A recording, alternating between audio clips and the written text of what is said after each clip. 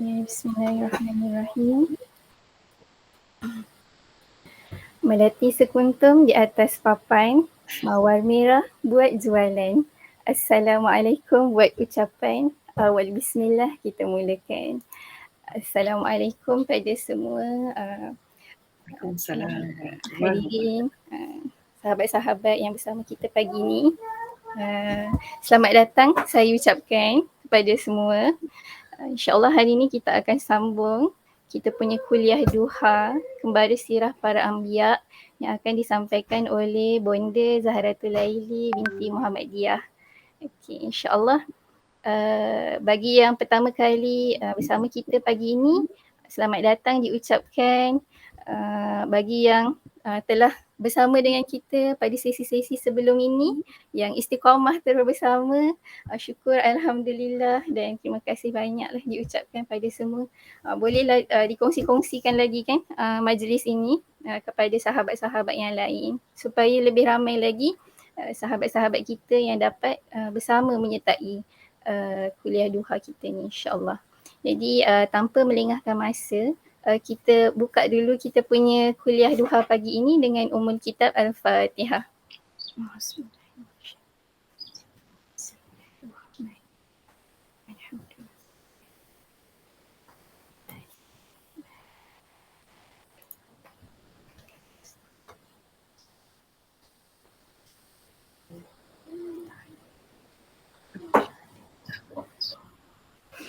Okay.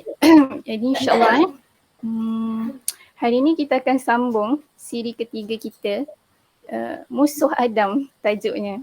Okay.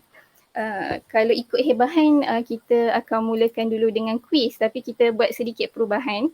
Kuis kita akan buat di hujung acara nanti, insyaAllah. Jadi tanpa membuang masa, saya menjemput Puan Bonda Zahratul Laili untuk menyampaikan penyampaian beliau. Dipersilakan. A'udzubillahi minasyaitonirrajim. Bismillahirrahmanirrahim. Alhamdulillah nasta'inuhu wa nastaghfiruhu wa na'udzu billahi min syururi anfusina wa min sayyiati a'malina. Man yahdihillahu fala mudilla lahu wa man yudlil fala hadiya lahu. Asyhadu an la ilaha illallah wa asyhadu anna Muhammadan abduhu wa rasuluh. Wassalatu wassalamu ala asyrafil anbiya'i wal mursalin wa ala alihi wa sahbihi wa barik wasallam. Assalamualaikum warahmatullahi wabarakatuh. Para hadirat yang dikasihi sekalian, jadi sekarang sampailah kita pada bulan yang ketiga, itu siri ketiga ya, setelah kita buat para anbiya ya, nubuwah tu apa, kemudian penciptaan Adam, kemudian sekarang rupanya Adam ada musuh ya di alam sana ya, alam langit ya, alam roh ya. Jadi kita masih di sana, tak dapat nak turun lagi ke alam nyata ni sebab ada beberapa peristiwa yang di alam roh itu yang ada kaitan dengan alam dunia kita ya. Jadi tajuk yang kita akan bincangkan hari ini ialah siapakah dia musuh Adam, sebab Allah telah berfirman ya, mengingatkan kita semua, innahu a'udzubillahi minasyaitonirrajim, bismillahirrahmanirrahim, innahu lakum aduwwum mubin. Sungguh dia itu ya, untuk kamu lakum adu itu musuh mubin yang nyata ya. Jadi kita ulang kaji sikit, brainstorming sedikit je ya, ambil masa sedikit. Jadi kalau perempuan yang ingin join ya, nak jawab soalan ni boleh bolehlah on mikrofon ataupun boleh on video sekali lah ya.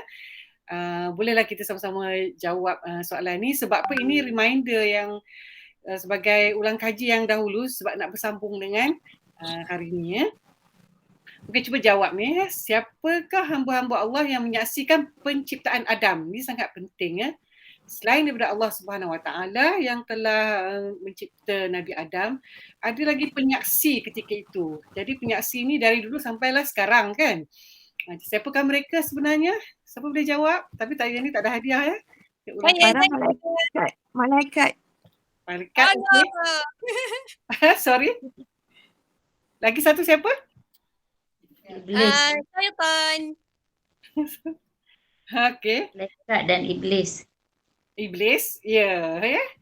Jadi, dua penyaksi ketika penciptaan Adam itu ialah malaikat dan iblis. Kemudian apakah dua unsur dalam penciptaan Adam? Ada dua unsur yang penting ya dalam ciptaan Adam. Apa dia? Tanah. Tanah. Ya. Tanah. Satu tanah ya. Baik. Lagi satu?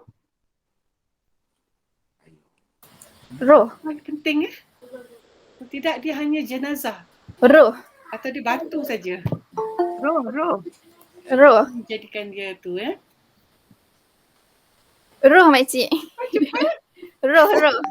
Bila Allah tarik dia, kita jadi original. Roh. Dia dah tak ada menyahu, tak bernafas, tak berapa ya, terkujur ya. Roh. Unsur ciptaan Nabi Adam ialah tanah, yang lagi satu? Roh. Roh. Okay. Roh ya. Disebabkan roh itulah jadinya kita ya. Okey, nombor 3 ni panjang sangat ya. Okey, nombor 4 ya. Malaikat apa yang berjaya mengambil tanah dari bumi? Azazil. Kuat sikit ya, saya tak dengar. Azazil. Malaikat Jibril. Tahu tak Jibril. siapakah yang Azazil. berjaya ambil tanah di bumi? Malaikat. Langit. Malaikat Azazil. Nabi Israel. Adam. Siapakah nama malaikat tu? Malaikat Jibril. Malaikat maut. Azazil. Ya? Malaikat apa? Malaikat Israel. Israel, betul. Sebab Israel yang ambil tanah tu, dia jugalah yang akan mencabut roh-roh manusia nanti kan.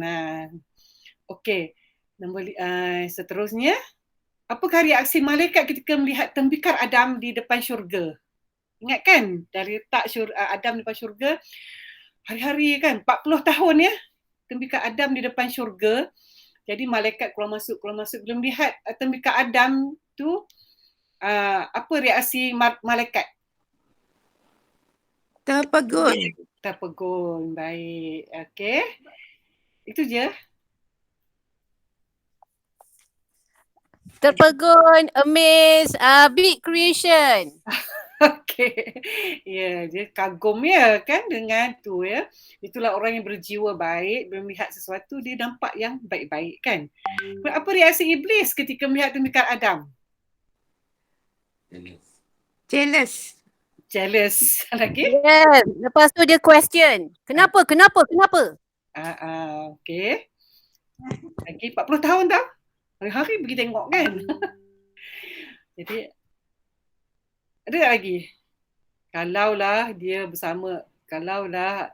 ditakdirkan dia bersama aku, aku akan musnahkan dia. Itu jealous kan?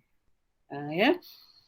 Kemudian dia masuk dari lubang hidung semuanya, keluar, masuk lubang hidung, masuk lubang mata, keluar ke bawah ya.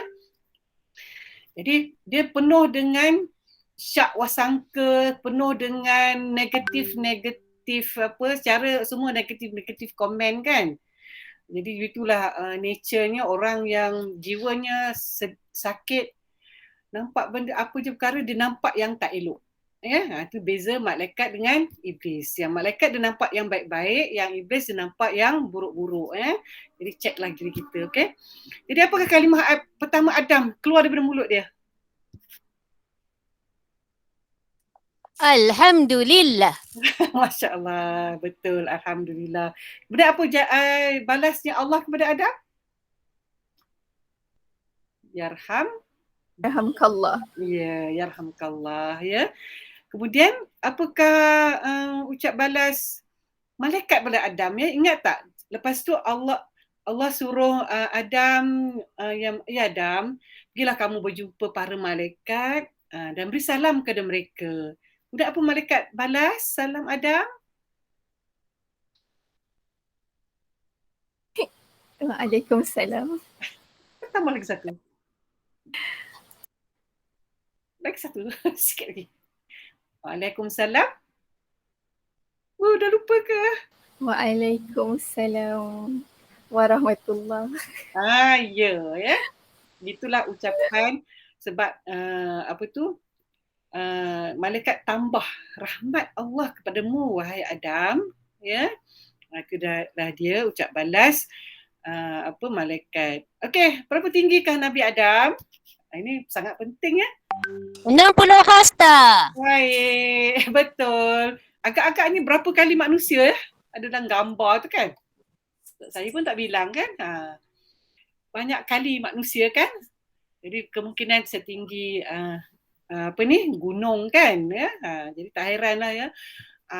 Kaum Ad, kaum Samud semua tu boleh buat kaf rumah-rumah dalam gunung-gunung ya. Okey, insya-Allah. Baik, kita akan teruskan kita punya tajuk seterusnya ya.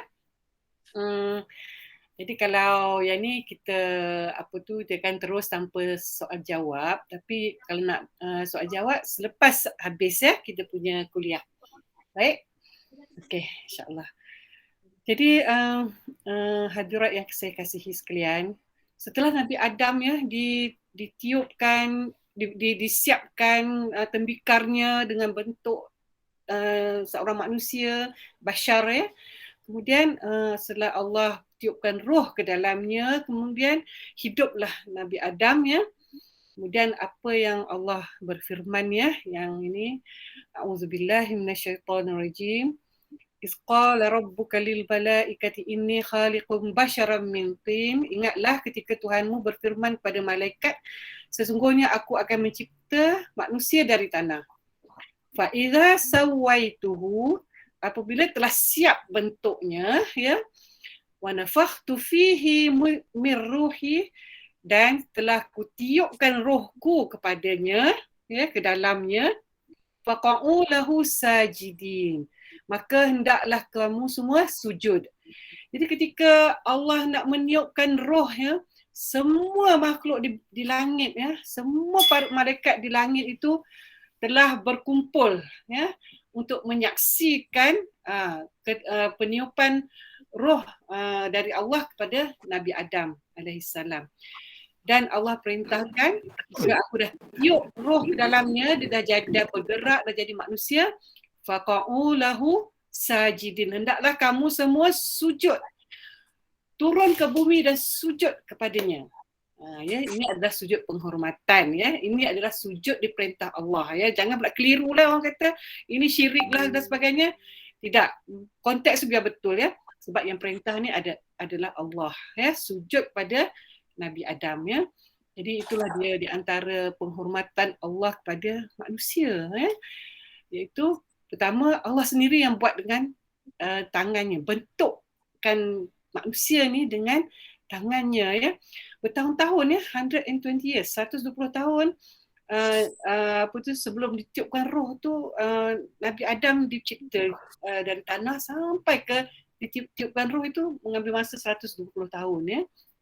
Jadi tiap ukiran tu Allah yang perintahkan malaikat untuk membentukkannya ya. Kemudian Allah sendiri yang meniupkan roh ke dalam jasad Nabi Adam alaihissalam ya, tak pernah lagi makhluk lain ya.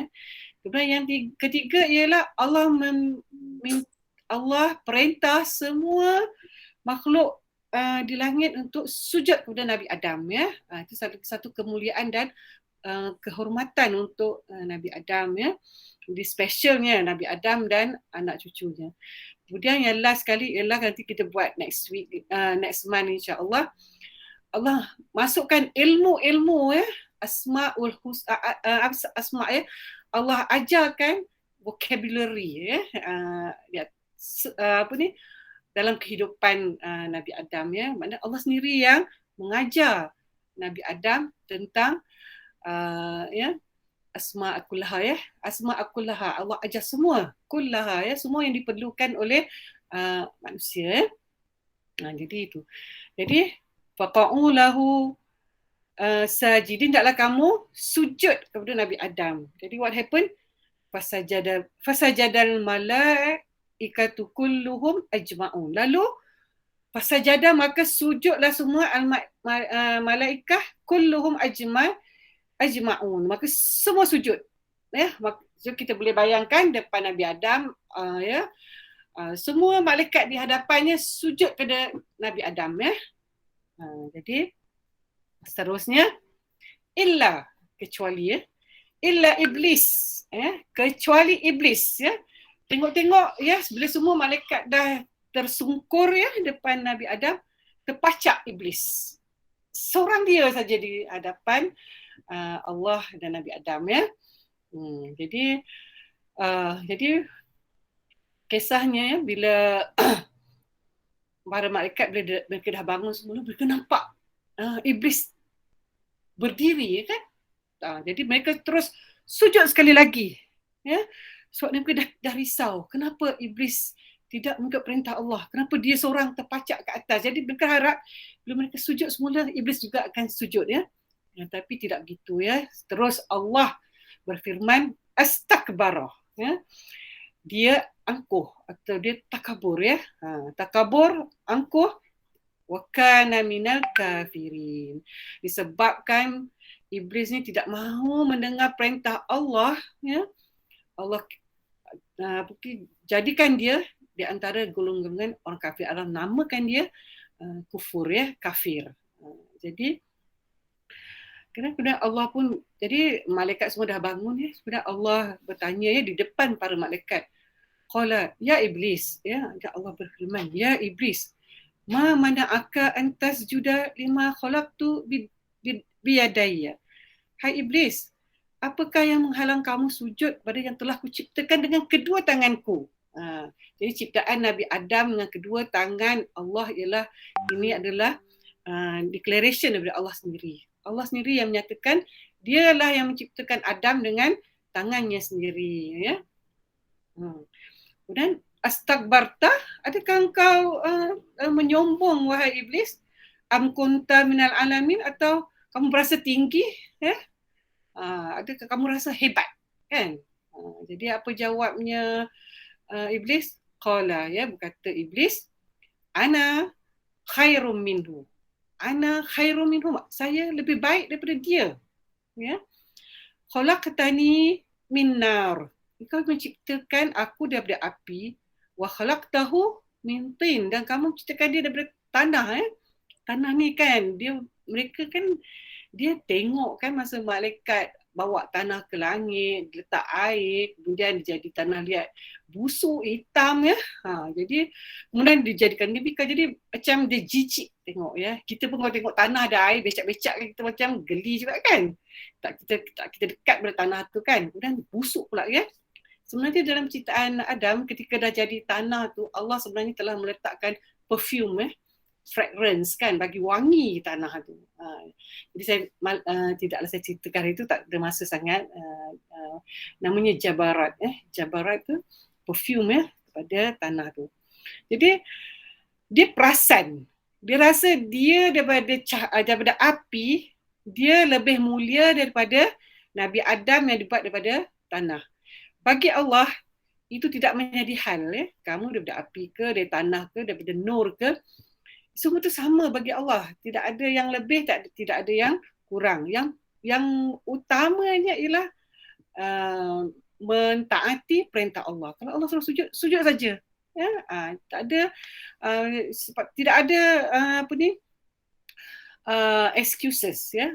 Sebab apa, bila iblis tidak mahu sujud menunjukkan dia takabur ya, dia besar hati, dia rasa dia di depan Allah, dia rasa dia boleh melanggar perintah Allah. Dan dengan Adam dia rasa why should I kan, kenapa saya patut sujud pada dia? Dia apa ni, nobody dia kotor, dia jijik kan, lebih kurang macam itulah ya. Tapi sebenarnya ada juga alasan lain sebenarnya selain ini ya. So apa dia takabur? Sebab Allah sebut tadi istakbar ya, ataupun takabur. Jadi kita tengok juga meaning sedikit ya tentang takabur ni apa ya. Kita belajar daripada sini sebab inilah dia dosa pertama takabur. Jadi daripada Rasulullah sallallahu alaihi wasallam ya sampai oleh para sahabat dalam Sahih Muslim, la yadkhulul jannah man kana fi qalbihi misqalu zarratin min kibri. Tidak akan masuk syurga orang yang pada hatinya ada sezarah keangkuhan, kibri ya. Kibri ni membesarkan diri ya. Ataupun dalam bahasa Inggeris arrogance ya. Arrogance ni senang sikit kita faham kan? Dia ada angkuh ya. Dan orang yang ada sebiji zarah ni macam kecil lagi pada atom kan. Yang kita tak nampak tu, ada sedikit ni je, maka orang itu tidak akan masuk syurga ya. Ni itu lesson pada kita ya. Kemudian tanya sahabat tu, ya Rasulullah, sesungguhnya ada seorang lelaki, dia suka memakai pakaian yang indah-indah dan kasut yang best-best ya. Kemudian adakah itu dimaksudkan takabur? Kemudian Rasulullah sallallahu alaihi wasallam bersabda, innallaha jamil yuhibbul jamal. Innallaha jamil, sesungguhnya Allah tu maha indah dan yuhibbul jamal, dan Allah suka ya hamba-hamba dia memakai pakaian indah ya, apa saja yang indah-indah ya, apa yang Allah cipta semua indah-indah ya. Jadi hendak juga manusia tu dalam keadaan keindahan ya. Jadi keindahan ni bukanlah jangan lebih-lebih sangat ya, jangan sampai tabarruj jahiliyah ataupun sangat indah sampai berdosa ya, pembaziran kan, satu tudung pun sampai ribu-ribu, itu dah jadi mengikuti syaitan ya. Keindahan ni keindahan yang sederhana tapi macam smart looking, good looking, kemudian mengikut syariat ya. Jadi apakah dia takabur tu? Al-kibru, kibru ni dalam perkataan kabir kan. Kabir tu besar. Allahu Akbar, Allahu Akbar. Allah Maha Besar ya. Jadi kabir tu al-kibru batarul haq ya, adalah menolak al-haq. Al-haq itu adalah kebenaran, menolak Allah, menolak perintah Allah, menolak perintah Rasulullah sallallahu alaihi wasallam ya. Dan wa ghamzun nas, dan memperlekehkan manusia lain ataupun merendahkan manusia lain ataupun meremehkan orang lain ya. Jadi kalau orang lain tu semua sependapat dia salah ya, atau mentang-mentanglah dia pandang orang semua rendah ya. Tapi dan juga ya ini dia al-kibru ni dia macam terbalik kepada hasad ya, atau dengki kan. Orang yang dengki ni dia tak boleh orang lain lebih daripada dia ya. Jadi orang yang kabir ni dia rasa orang lain semua rendah daripada dia ya. Jadi untuk pengajaran untuk kita semua ya. Jadi takabur ni ataupun al-kibru ni ataupun angkuh ni ataupun arrogance ni ialah ada dua aspek ya. Satu, dengan menolak kebenaran daripada Allah dan Rasul. Yang kedua ialah sesama manusia juga dia merendah-rendahkan, meremeh-remehkan manusia ya. Jadi itulah pendapat orang lain semua tak betul, dia saja yang betul. Itu di antara meremehkan manusia ya. Nanti kita buat tajuk ni, jadi kita pergi cepat ya kat sini. Okey. Sebab apa sifat takabur ni Allah telah claim ya, Allah menyatakan yang sifat takabur ni dia, hak dia ya. Seperti dalam hadis ini ya. Ada surah Al-Mu'minun ya, dan Al-Quran ya, dan surah Al-Mu'minun Allah berfirman, innallazi la yastakbiruna an ibadati sayadkhuluna jahannam dakhirin. Sesungguhnya orang yang menyombong diri dari menyembahku dan aku masukkan mereka ke dalam jannah dalam keadaan hina dina. Ya, jangan menyombong diri untuk menyembah Allah ya. Macam orang kata, ya macam let's say kata Allah suruh menutup aurat kan, tapi dia kata mana ada dalam Islam tutup aurat. Ya, dalam Islam tak ada tutup aurat. Itu telah menolak hukum Allah ya. Tapi kalau dia kata saya tahu tutup aurat ni dalam Islam, saya belum time lagi lah nak pakai. Itu bukan dia takabur, dia tahu. Tapi dia macam rasa sun macam tu ya. Itu lain ya. Apa ni? Itu lain dia punya kategori, okey. Kemudian dalam sebuah hadis qudsi ya. Kalau hadis qudsi dia ada firman Allah ya, qala firman Allah di depannya, qala Allah Taala ya. Al-kibriya ridai ya. Takabur tu adalah pakaianku. Ya, Allah saja boleh takabur ya. Dalam Al-Quran kan Allah dia sangat takabur kan. Innallaha syadidul iqab. Innallaha azizul hakim. Ya, semua yang takbur tu semua tu sifat Allah tu hak dia. Jadi manusia tak boleh ambil hak dia ya. Tapi kalau misalnya Allah itu Ar-Rahman, Ar-Rahim kan. Jadi kalau manusia ada sifat rahim tu Allah suka sebab ada sifat-sifat yang Allah cinta gitu. Rahim, Al-Halim, lemah lembut, itu Allah cerita. Tapi yang besar-besar yang Aziz, Hakim, Akbar, semua tu adalah sifat-sifat Allah yang Allah tidak benarkan orang lain mengambil sifat-sifat itu ya. Dan keagungan itu adalah selendangku atau selempangku ya, selempangku. Barang siapa yang mencabut salah satu dari kedua dariku ya, ambil dua sifat ni, maka aku akan lemparkannya ke dalam api neraka. Jadi itu ya. Dan daripada Ibn Qayyum ya, yang menyatakan maksiat yang menyebabkan seseorang itu merendah diri dan pasrah itu lebih baik daripada ketaatan yang membawa kepada ujub dan takabur. Ini ada kelemahan kita ya. Kadang-kadang kita marah orang buat maksiat kan. Kau ni masuk api neraka ya. Kadang-kadang orang yang buat maksiat tu dia menyesal. Dia rasa dia rendah, dia rasa aku berdosa, aku banyak dosa. Ya. Dia jadi rendah diri, dia jadi pasrah kepada Allah SWT. Dia selalu minta keampunan ya. Tapi orang yang kadang-kadang sangat taat, semua ikut apa yang Allah perintahkan, dia rasa dia tinggi ya. Dia rasa dia tinggi dan menyebabkan dia jadi ujub, jadi takabur ya. Dia banyak ilmu, dia banyak amalan ya. Jadi dia rasa dia tak ada dosa ya. Jadi dia rasa ujub, kagum dengan diri dia. Dan dia rasa orang lain kalau bagi pendapat ke nak nasihat dia tak terima sebab dia rasa dia dah perfect ya. Jadi itulah Ibn Qayyum, orang manusia ni kalau dia ada buat dosa, dia tersedar dia buat dosa kemudian dia minta ampun dengan Allah, dia jadi pasrah, dia rasa diri dia tak perfect ya. Itu better than orang yang rasa dia perfect ya. Okay. Dan seterusnya sambung pada ayat tadi.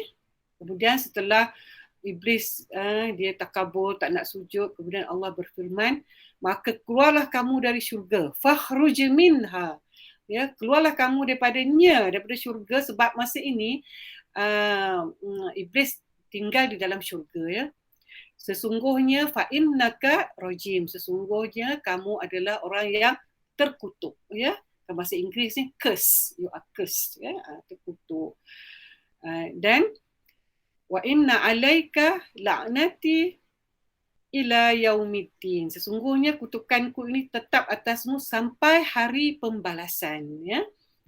Jadi gitulah Allah berfirman dalam surah Al-A'raf juga, sebenarnya Allah menyatakan tidak layak bagi kamu menyombong di dalam syurga. Di syurga itu adalah tempat semua orang tawaduk ya, tidak ada orang-orang yang menyombong diri di dalam syurga. Allah tak terima. Jadi begitulah, sebab itulah Allah tidak mahu masukkan orang-orang yang menyombong diri, takabur ke dalam syurga dia ya. Jadi itulah sebabnya kenapa Iblis ni Allah tidak mahu masukkan dia ya, menyombong diri. Keluarlah, sesungguhnya kamu termasuk makhluk yang hina. Orang yang meninggikan diri di sisi Allah, dialah orang yang hina ya. Itu di mata kaca Allah. Kemudian Allah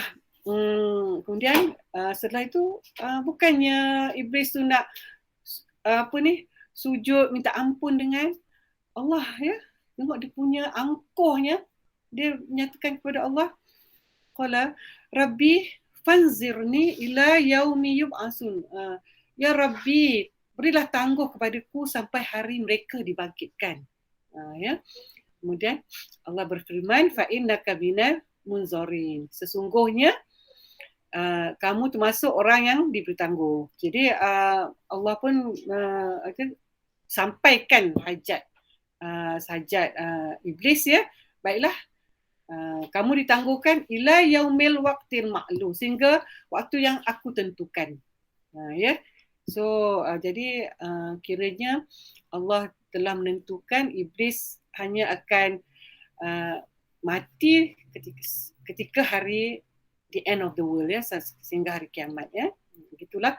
Jadi Allah pun bagi peluang ya, apa kau nak buat kan? Jadi selepas itu, selepas Allah dah kurniakan permintaan ni, kemudian dia apa dia kata? Qala, dia kata iblis,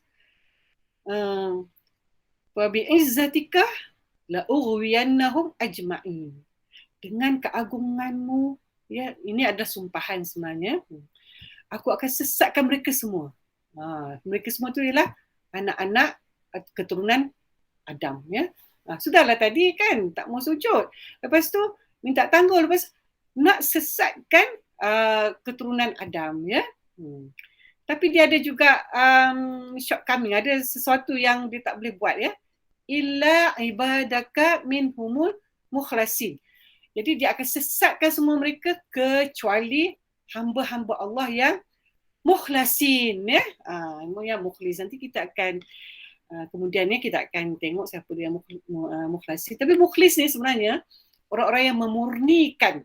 Jadi memurnikan pengabdiannya kepada Allah SWT ya. Allah saja dia punya penyembahannya, ibadatnya, ubudiyahnya ya. Jadi orang yang mukhlasin ini yang memang iblis kata dia tak dapat, dia tak akan dapat menyesatkan ya. Kemudian dalam surah lain juga saya nak ceritakan juga tentang apa lagi kesesatan yang iblis akan lakukan kepada manusia ya. Jadi dalam surah Al-Hijr ayat 39 hingga 40 ya, iblis berkata, Rabbi bima aghwaytani ya. Ya Rab, oleh kerana kau telah memutuskan aku sesat, ya. Sebenarnya dia lah yang tadi takabur, tapi dia blame Allah ya. Allah, oleh kerana kau telah menyesatkan aku, ya. Jadi la uzayyinanna lahum fil ardi. Pasti aku akan hias indahkan kemaksiatan kepada mereka di muka bumi, ya. So maksiat tu cantik dilihat oleh anak-anak Nabi Adam, dan mereka akan terliur untuk melakukan maksiat tu, dan di antara mereka akan melakukannya. Wala ughwiyannahum ajma'in, dan pasti akan aku sesatkan mereka semuanya ya. Illa jadi dia kalah di sini, illa ibadaka minhumul mukhlasin ya, kecuali hamba-hambamu yang memurnikan ubudiyahnya kepadamu Allah ya. Dan dalam surah Al-A'raf juga saya bawa juga di sini ya. Di sini juga dalam ayat ni pasti akan aku datangi mereka dari depan, dari belakang, dari kanan dan dari kiri. So every angle tu iblis akan datang untuk menyesatkan manusia ya. Jadi dia tak give up ya.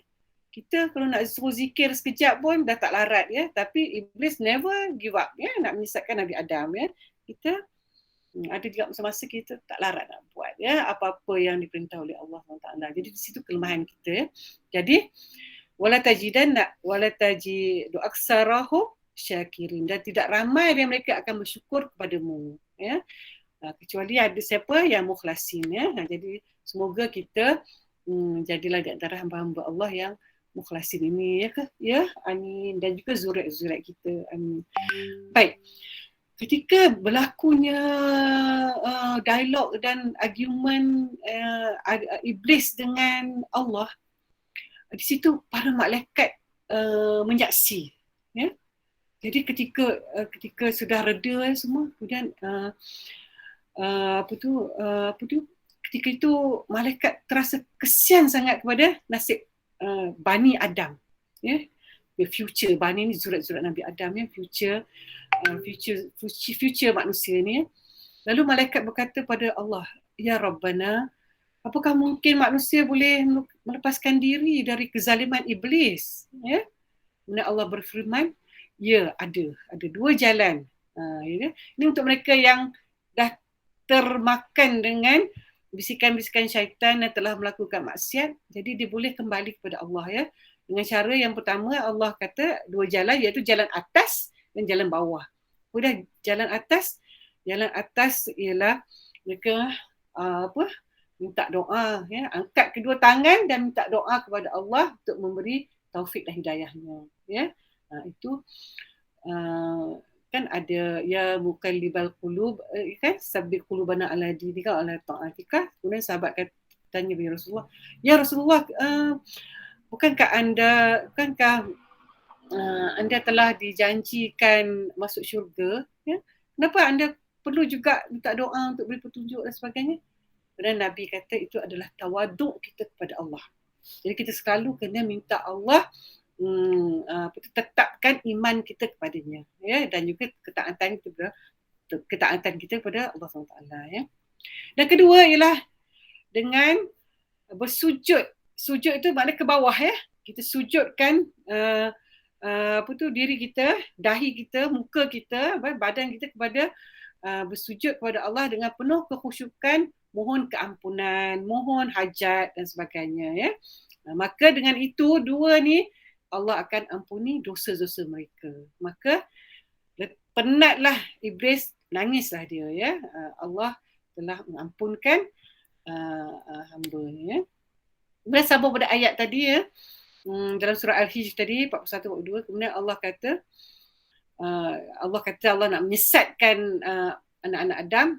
Jadi Allah berfirman, hadza siratun alayya mustaqim. Ini adalah jalan yang lurus untuk menuju kepadaku ya, jalan Allah ya. Sesungguhnya hamba-hambaku, inna ibadi ya, laisa laka alaihim sultanun. Tidak ada sultan ya, tidak ada kuasa kamu ke atas mereka. Illa manittaba'aka, kecuali mereka yang mengikuti kamu, minal ghawin ya, yang sememangnya telah sesat. Sememangnya memang sampah ya, dan memang hampeh bahasa sekarang ya, memang tak guna ya, memang sampah masyarakat. Mereka-mereka ini semua tu hak kamu lah, ambil lah. Sebab kalau tak ada iblis pun mereka ni memang macam tu, jahat ya. Jadi ambil lah, kamu jadilah ring leader mereka. Okey, itu adalah habuan iblis. Kamu ambil je lah hamba-hamba aku yang tak berfaedah ya. Nanti kita cerita pasal cerita tentang Nabi Nuh, nanti kita tengok dialog iblis dengan Nabi Nuh, sebab sebenarnya iblis pun dah penat dah nak memimpin orang yang sesat ni ya. Ya. Okey, seterusnya dan janji Allah ya. Di sini qala fal haqqu wal haqqa aqul. Yes, Allah berfirman, maka benarlah apa yang aku akan katakan ini, aku akan janjikan ini, iaitu apa dia? La amla anna jahannama minka. Sesungguhnya pasti akan aku penuhi Jahannam dengan jenis kamu ya. Wa mimman tabi'aka, dan mereka yang mengikuti kamu, minhum ajma'in, semua mereka yang mengikuti kamu. Jadi Jahannam telah disediakan untuk iblis dan pengikutnya, dan semua manusia-manusia dan jin-jin yang mengikutinya. Semua itu dah pasti Allah janji Allah ataupun macam sumpah Allah ya. Don't worry, kamu semua akan masuk neraka ya, aku dah sediakan untuk kamu. Itu ya. Jadi dalam perempuan tak rasa pelik ya. Kenapa ada iblis kat situ ya? Sebab itu adalah tempat itu malaikat kan, semua malaikat kecuali iblis. Siapa dia iblis ni sebenarnya ya? Sebab malaikat dia tidak bermaksiat kepada Allah SWT ya. Tapi ada satu ni yang yang berdosa ya, yang melanggar perintah Allah SWT ya. Dan siapakah dia iblis ini? Dan surah Al-Kahfi Allah sendiri yang menyebut, iaitu illa iblis kana minal jinni. Maka bersujudlah semua kecuali iblis. Dia ialah dari golongan jin. Jadi sebenarnya iblis ni adalah bukan berdarah atau bukan malaikat, tapi jin ini adalah tapi iblis ni adalah jin yang berada di sana di alam malaikat. Jadi Allah sebut sini fafasaqa an amri rabbih, maka dia telah menderhaka perintah Allah. Itu dia, iblis adalah dari keturunan jin ni di dalam Al-Quran. Jangan pertikaikan lagi sebab ada juga pendapat-pendapat malaikat lah dan sebagainya. Tidak, ini ayat Al-Quran Allah sendiri yang menyebutnya. Okey. Jadi macam mana iblis ada di alam para malaikat, di alam sana di alam ruh di sana Kemudian jadi sinilah tajuk kita ni, dari Azazi kepada iblis. Saya akan cerita sedikit tentang iblis ini. Jadi gelaran awal iblis adalah Azazil. Dia perkataan aziz yang mulia dan banyak-banyaklah apa dia punya maknanya, tapi Azazil ni adalah mulia sangat mulia yang di hamba Allah dan sebagainya. Tapi kita tak payah nak grandkan sangat dia kita bincang sikit-sikit je. Jadi sebenarnya Azazil ni awalnya dia wajahnya rupawan dia sangat cantik mempunyai 4 sayap, banyak ilmu, banyak ibadat, menjadi kebanggaan para malaikat. Dia tawaf dia tak berhenti beribu-ribu tahun di atas langit ada tempat malaikat tawaf di sana. Jadi dia satu makhluk yang sangat mulia. Jadi dia juga telah dilantik menjadi pemimpin malaikat-malaikat yang hebat-hebat. Siapa dia? Dekat Jibril, Israel, Israfil, Mikail, dia juga pemimpin mereka. Dan di langit sana, di alam sana, dia mempunyai beberapa tempat di langit tu memang khas untuk dia. Dia macam ni lah, kalau ada rumah tu kita ada special room untuk kita. Special lah kita kan. Begitulah di langit pun dia ada tempat-tempat istimewa bagi dia sebab dia very special kan. Dia juga boleh dengar apa yang Allah nak ceritakan pada para malaikat, semuanya dia dapat. Jadi banyak privileges yang dia ada di sana. Tetapi ketika Azazil menderhaka, Allah menggelarnya iblis. Lepas itu dalam Al-Quran dan kitab-kitab tak ada dah nama Azazil. Semua iblis saja. Allah tak sebut kan. Walaupun di syurga Allah tak sebut dia sebagai Azazil, Allah sebut dia sebagai iblis. Jadi iblis ni bermakna terputus daripada rahmat Allah. Itulah gelaran yang Allah berikan padanya. Maksudnya Allah tidak dah lagi care, pedulikan dia lagi. Jadi kita tengok bagaimana Azazil berada di sana. Sebenarnya sebelum wujudnya manusia di bumi ni yang kita tinggal ni, sebenarnya sebelum tu ada makhluk jin yang karakter sama macam kita. Dan mereka juga hamba-hamba Allah yang perlu menjalankan tugas-tugas tanggungjawab menjadi khalifah Allah. Jadi cerita ni kita ambil dari kitabnya. Kitab mengikut As-Suyuti dari kitabnya Luqatul Marjan fi Ahkamil Jan. Jadi perempuan sekalian, kita sebenarnya cerita macam ni kita kena ambil kisah daripada mufassirin, orang-orang yang mentafsirkan ayat Al-Quran. Sebab ilmu Allah tu bukan saja daripada Al-Quran, tapi dari Al-Quran tu ada dia punya daripada Rasulullah, daripada sahabat. Kemudian kadang-kadang diambil juga kisah-kisah ni dalam kitab-kitab lama. Suhuf-suhuf lama, dalam kitab-kitab kan Taurat, Injil, sebab semua tu kebenaran daripada Allah Subhanahu Wa Taala. Jadi kita ambil daripada kitab-kitab yang telah disaringkan oleh para ulama, para sahabat. Mula-mula para sahabat, lepas tu para tabi'in. Ketika kebanyakan mufassirin macam As-Suyuti ni lah tabi'in. Mereka hidup di zaman para sahabat. Jadi mereka tulis kitab-kitab ni di guide ataupun dibimbing oleh para sahabat. Jadi kita ambil kisah-kisah ini. Jadi kita sebagai orang biasa, commoner, ilmu sikit, kita jangan soal, oh ini semua Israiliyat lah. No. Sebab Israiliyat yang ditulis oleh para ulama dan para sahabat. Okay? Jadi mengikut kitab ni Luqatul Marjan fi Ahkamil Jan ya, ataupun Marjan ya, sedikit edition sebab dia adalah buku Sayuti ambil kitab daripada Ash-Shibli. Ash-Shibli ni juga dia telah menulis satu buku tentang jin ya, kisah-kisah jin ya, makhluk dahulu Jadi Asyuti ambil ringkasannya, ringkasannya. Kotul ni macam cedok Jadi dia dalam buku ni, kitab ni mengikut Asyuti 2000 tahun sebelum dicipta Adam, Allah telah mencipta dari api makhluk jin ya, yang bernama Sumia. Sumia ni macam Adam. Adam dicipta dari tanah kan, asalnya dari tanah. Tapi Sumia pula asalnya daripada Ma'arish min nar ya, api yang the best quality of api yang tidak ada rupa, kita tak nampak dia tapi dia membakar kan. Itu quality, high quality api yang, dan Sumia ni adalah the first jin yang Allah ciptakan ya. Yang dia ada pasangan juga, ada zuriat ya, dan dia juga menghuni dunia, dan umur yang pernah Allah bertanya pada Sumia, Sumia kamu minta lah ya, ada beberapa request. Jadi antara requestnya Sumia minta umur keturunan jin ni dipanjangkan. Jadi bila umur dia dah lama tu dimudahkan balik. Jadi itu sebabnya jin hidupnya lama ya. Kalau mengikut satu kisah Nabi sallallahu alaihi wasallam ya, ada seorang cucu iblis ni, dia hidup daripada zaman Nabi Nuh sampai ke zaman Rasulullah sallallahu alaihi wasallam. Datang berjumpa dengan Rasulullah ya.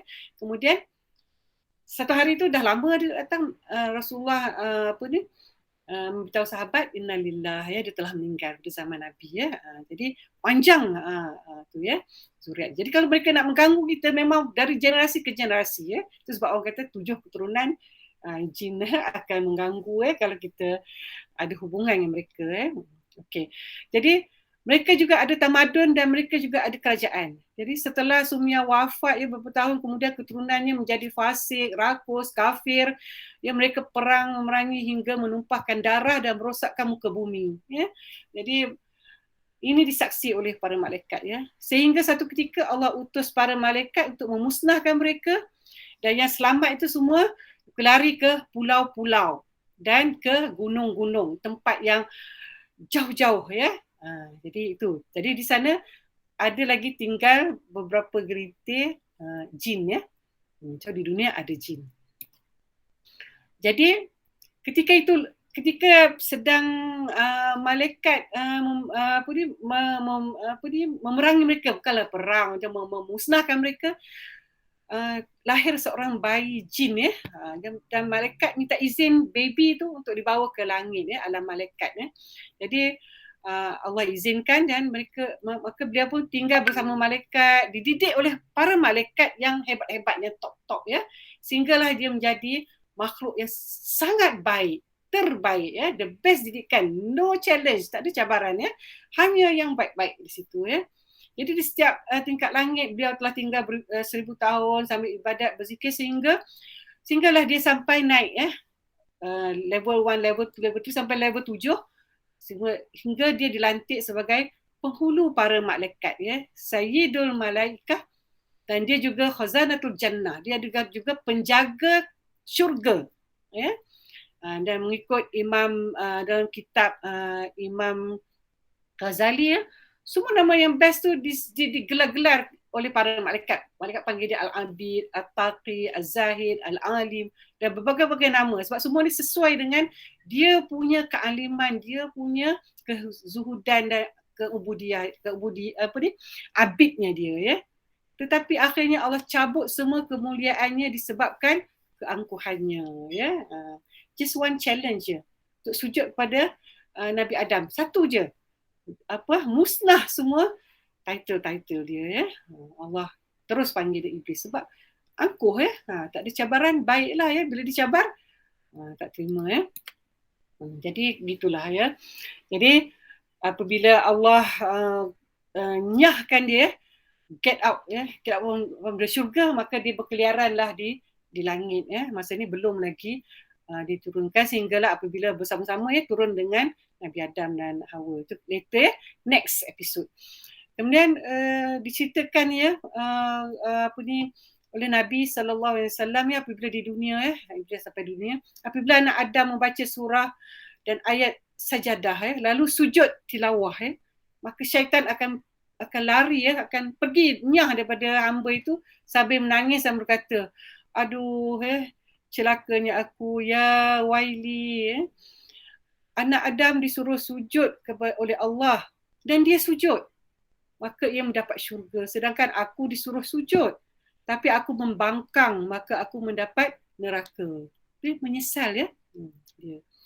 Jadi sejahat-jahat iblis dia ada juga rasa menyesal Kemudian dan juga diceritakan juga ni kisah-kisah pasal iblis di dunia dia juga takut kepada Allah Ada satu ketika perang Badar dia menyamar diri dia sebagai seorang daripada Surakah nama dia, seorang panglima lah. Dan dia menggalakkan Quraisy, kaum Quraisy berlawan dengan para sahabat para sahabat 300, mereka beribu 1000, kemudian dialah yang encourage dia, menggalakkan mereka berperang dengan para sahabat Nabi Rasulullah SAW dan para sahabat dialah bagi semangat dan sebagainya. Tiba-tiba dia ternampak para malaikat. Allah kirim para malaikat membantu tentera muslimin kan. Di situlah dia bercerita dalam surah Al-Anfal 48, sungguh aku nampak apa yang kamu tak nampak. Sebab mereka panggil balik, Surakah, kenapa kamu tinggalkan medan peperangan Dan dia berkata sesungguhnya aku nampak apa yang kamu tak nampak. Dia nampak para malaikat Sesungguhnya aku takut kepada Allah dan Allah sangat keras siksanya. Dia melepaskan diri. Tadi bukan main hero lagi Dia nampak je para malaikat, dia tahu ni kebenaran jadi dia takut kepada Allah Itulah sifat dia. Ada juga rasa takut pada Allah SWT Kemudian dalam satu buku Ahkam Al-Barjan ni diriwayatkan pertemuan iblis dengan Nabi Nuh Dikisahkan ketika Nabi Nuh dah loading dah masuk semua mereka untuk naik ke kapal. Tiba-tiba ada satu makhluk yang nampak rupa pelik sebab mulut dia macam mulut lembu. Kemudian Nabi Nuh kata, kamu dari sini, get out, aku tahu dah siapa kamu jadi inilah dialog dia. Ya Nuh, sekejaplah Nuh, aku ni sebenarnya aku dihantar oleh kamu, oleh Allah, aku dihantar kepadamu oleh Allah untuk menceritakan beberapa perkara jadi tapi sambil tu dia menanya, Nuh, kalau aku nak bertaubat, apa syaratnya dan bagaimana caranya? Dia ada keinginan nak bertaubat betul. Kemudian Nuh kata, tunggu sekejap, aku tanya Allah Kemudian Allah berfirman kepada, turunlah wahyu betul. Nuh kata, mudah saja syaratnya, satu je, iaitu kamu sujud atas kubur Adam alaihissalam. Kemudian iblis kata, apa? Tak ada syarat lain? Tak ada, itu saja. Kemudian iblis kata, sedangkan Adam masih hidup pun aku tak mau sujud, apatah lagi atas kuburannya. Inilah sifat orang tak kubur Never nak rendahkan diri dia atas kubur dia tak nak walaupun dia tahu semua apa akan berlaku pada dia, dia tak terima tu Kemudian iblis pun cerita, Adam, aku ni ada, Allah hantar aku kepada kamu sebab Allah suruh aku ceritakan apakah perkara yang akan memusnahkan Bani Adam. Ada 5, tapi aku nak bagi kamu 3 je. Kemudian Allah kirimkan Jibril dan bisik pada Nabi Nuh, Nuh, kamu minta yang 2 tu saja. Kamu tak payah minta yang 3 ni. Yang 2 ni sangat penting. Lepas tu Nuh pun cakap, wahai iblis, kamu 3 ni banyak sangat lah, kamu ambil lah, simpan. Bagi aku yang 2 tu, yang sikit tu. Jadi iblis pun macam, ada juga bodoh dia kan. Baiklah, 2 je, okey. Yang pertama dia kata, wahai Nuh, takkan selamat Bani Adam selama-lamanya dari kekuasaanku, walau setinggi mana ibadat mereka. Selagi ada dalam hati mereka perasaan hasad. iri hati, hasad dengki, dendam sesama mereka, sesama manusia. Inilah pengajarannya. Jadi kalau walau bagaimana pun tinggi ibadat kita, tinggi ilmu kita, tapi dalam hati ni kalau ada rasa dengki, rasa hasad, rasa dendam ya, mereka ini tidak akan ditinggalkan oleh iblis ya. Sehingga kan sehingga kan hasad ni Nabi bersabda kan, dia akan, segala amalan akan terbakar macam kayu dibakar. Hangus semua amalan baik kita, akhirnya tinggal dosa dan kita akan masuk ke api neraka, na'udzubillah min zalik ya. Dan berkatalah iblis, inilah dosa tertua yang menyebabkan aku diusir dari syurga. Sebab aku dengki sangat kepada Nabi Adam ya. Sebab dialah mula-mula duduk syurga, dialah sebenarnya orang yang alim, abid dan sebagainya. Tiba-tiba dia kena sujud pada Adam yang baru dihidupkan, Adam yang nobody. Itulah dia sebenarnya, dalam hati dia dengki, hasad. Dan yang kedua ialah perasaan rakus. Perasaan rakus dalam manusia. Wahai Noh, Adam tu apa yang kurang dalam syurga? Kata iblis. Semua ada, semua. Ya. Aku cuma bisikkan sedikit kerakusan. Satu je. Hanya buah larangan. Satu je, sikit je. Itu dia. Tapi terus disebabkan itu, terus Nabi Adam diusirkan dari syurga. Faham? Rakus. Sedikit rakus. Jadi rakus ya. Itulah dia, rakus. Tak cukup dah gaji menteri ya. Nak lagi rasuah. Ya. Dah ada dah rumah di Malaysia. 3-4 biji. Nak beli di UK, nak beli di Australia. Itu rakus. Ataupun kadang-kadang sesama kita ya. Kan? Harta pusaka kan. Itu. Padahal maknya kata bagi pada kakak sulung. Ni aku bagi grant tanah ni sebab adik-adik kamu kecil lagi. Nanti kamu bahagi. Tiba-tiba bila adik-adik dah besar. Ini kes betul ya. Kata grant ni. Tanah mak ni semua grant nama aku. Aku punya tanah. Itu rakus banyak lagi kan rakus. Sebabkan rakus ini menjadikan seorang tu terus masuk api neraka ya. Sebab Allah menciptakan ya, orang yang makan harta anak yatim, harta pusaka, mereka ini semua amalan mereka tidak terima oleh Allah, mereka akan masuk api neraka. Berhati-hati ya. Ini adalah harta yang batil ya, yang Allah sebut. Kemudian last one ya, pada hari ini ya, dalam surah Ibrahim ya, pada hari telah dipisahkan orang mukmin dan dipisahkan orang kafir, dan di depan neraka kemudian akan berdirilah iblis. Dia akan berkhutbah kepada penghuni-penghuni neraka sebab mereka ni baru tersedar mereka semua ni telah ditipu oleh iblis. Jadi mereka semua nak marah iblis ya, nak blame iblis ya. Sebenarnya berdirilah iblis di neraka dan dia kata kepada mereka ya, sesungguhnya Allah telah berjanji kepadamu dengan janji yang benar. Jadi ya, apa yang Allah perintah itu semua adalah mendapat syurga itu adalah janji benar. Mengingkarnya adalah masuk neraka itu adalah benar ya. Dan aku juga janji tapi aku memungkirinya. Aku juga janjikan syurga neraka tapi aku memungkirinya. Dan aku tidak ada kuasa hari ini. Aku tak ada kuasa untuk menolong kamu untuk keluar daripada syurga. Dan aku tidak ada kuasa kat atas kamu sebenarnya ketika di dunia. Melainkan aku bisik saja. Ya. Kemudian tapi kamu mematuhi bisikan aku. Ya. Maka janganlah kamu mencela aku. Celalah diri kamu sendiri. Put the blame on you. Don't blame me. Kan? Aku tak suruh pun. Ada. Aku bagi kamu pisau. Bagi kamu senapang. Tembak orang. Ada. Tak ada kan? Aku bisik-bisik je. Kau. Ya, ni. Tu orang ni memang tak bagus. Ya, dia akan bisik-bisik-bisikkan. Ya. Jadi tu. Aku hanya bisik je. So, tak payah cela aku. Kamu tu yang buat kan. Jadi katanya, tidaklah dapat aku menolong kamu dan kamu pun tidak dapat menolong aku. Jadi kedua-dua bankrupt di hari itu ya. Kedua-dua tak boleh nak buat apa-apa. Semuanya masuk api neraka ya. Itulah sedikit sebanyak Dan ayat seterusnya, sesungguhnya aku tidak lepas tangan atas pada kamu. Sesungguhnya aku silap ni, aku lepas tangan di atas perbuatan kamu, ya. Tidak ni di delete, ya. Aku tidak sesungguhnya aku lepas tangan di atas perbuatan kamu, mempersekutukan aku dengan Allah, ya. Meskipun aku dengan Allah sejak zaman Namrus, manusia telah mempersekutukan Allah dengan Lucifer. Lucifer ni ialah iblis, ya. Jadi ada juga manusia yang telah mempersekutukan Allah dengan dia, dan aku lepas tangan, dia kata, ya.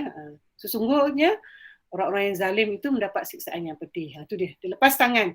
So sebenarnya kena tipu semua yang mereka yang mengikut iblis, ya. Jadi akhir kata saya ingin mengambil kata-kata Abdul Qadir Al-Jailani, iaitu dia pun tabi'in, ya.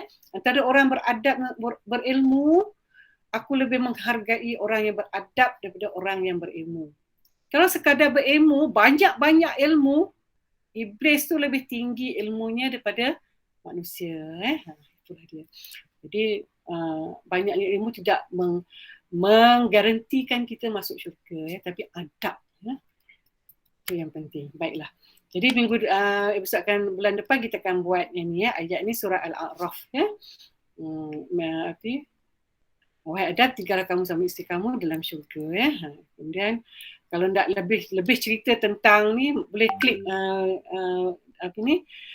blogspot ini, blog ni Cucu Iblis Masuk Islam, ya.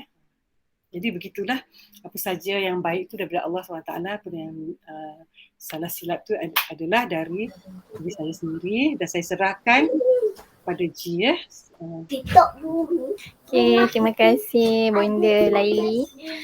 InsyaAllah Alhamdulillah hari ni kita dapat belajar banyak benda, kan.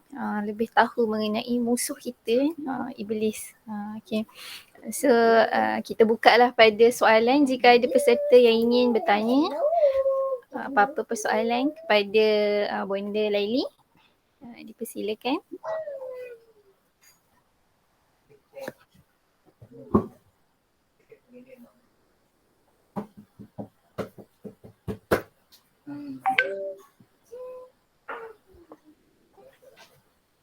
Ada? Okey, rasanya tak ada kot, insyaAllah. Okey, so soalan quiz nanti dia akan sharekan dekat dalam dekat dalam WhatsApp group ataupun kat sini lah, dekat link ni Ji sharekan juga. So bolehlah cuba kita tengok balik sejauh mana kita punya kefahaman kita pada soalan tadilah, pada penyampaian yang disampaikan tadi. Okey. Kalau ada peserta yang belum masuk lagi dalam grup WhatsApp group Kembali Sirah Para Anbiya, jemput untuk join sama di dalam link Hebahan ada kita kongsikan juga. Okey. So kita sudahi dulu kita punya majlis kuliah duha kita pada hari ni dengan tasbih kifarah dan surah Wal-As.